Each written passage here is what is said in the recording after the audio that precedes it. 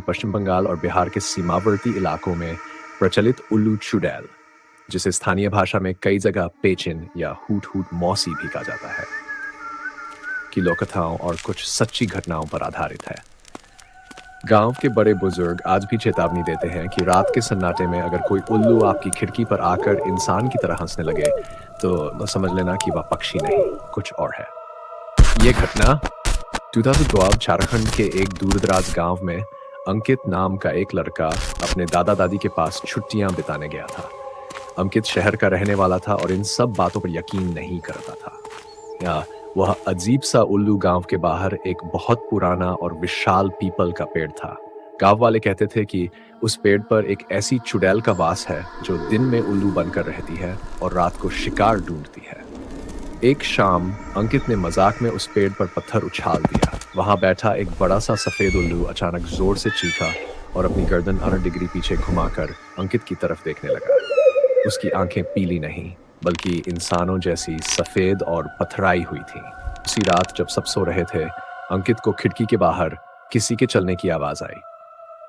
चप, जैसे कोई गीले पैरों से बरामदे में चल रहा हो। अंकित ने खिड़की का पर्दा थोड़ा सरकाया। सामने मुंडेर पर वही सफेद उल्लू बैठा था। अंकित को लगा यह सामान्य पक्षी है, लेकिन तभी उसकी रूह कांप गई। उल्लू पक्षियों की तरह आवाज करने के बजाय इंसानी आवाज में धीरे धीरे सिसकियां ले रहा था। चुड़ैल का असली रूप अंकित ने डरते हुए खिड़की बंद करनी चाहिए, तभी उल्लू ने अपने पंख फड़फड़ाए। अचानक उसकी परछाई दीवार पर फैलकर बहुत बड़ी होने लगी। पंख धीरे धीरे लंबे काले बालों में बदल गए, पंजे मुड़कर टेढ़े इंसानी पैरों जैसे हो गए। अब वह उल्लू चुड़ैल अपने लंबे नाखूनों से खिड़की का शीशा खुरच रही थी। कच कच, और फिर वह अंकित का नाम पुकारने लगी।